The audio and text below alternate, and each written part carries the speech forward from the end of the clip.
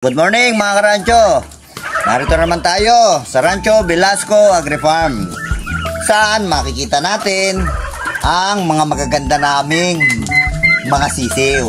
Ito po ay bali mga 2 months old at 1.5 months old.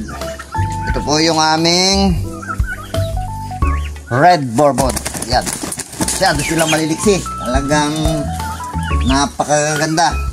Ari po, oh. Ayan. Meron din po kaming White Nicholas. Ito po yung aming hybrid lang po ito. Pero talaga napakaganda, oh. In-upgrade po namin ito kasi kadalasan kapag kayang ang ating mga White Nicholas ay pure, ang mga paa nila kadalasan nagkakaroon ng problema.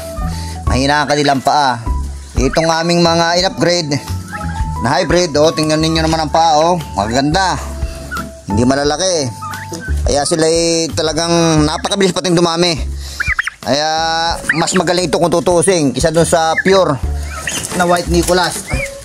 Pero kung gusto naman ninyong pure, mayroon din naman kami mga karancho, kaya lang ito yung pinaliliwanag namin sa mga customer na mas maganda yung hybrid, mabilis paramihin at saka natuto na rin silang lumimlim. Yung pure kasi hindi naglilimlim. Ito naman yung aming hybrid na BB, broad-breasted. Ayan, oh. Sipin niyo ito mga karancho, kalalaki nila. Kung pa lang sila, oh. Mag 2 months pa lang yan, ha. Pero sadyang napakalalaki, oh. Ayan. Yan naman natin, oh. Gagara.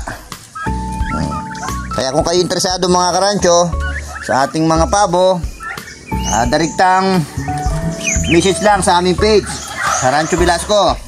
At siguradong masisiyahan kayo kapag kayo bumili ng aming mga palahi.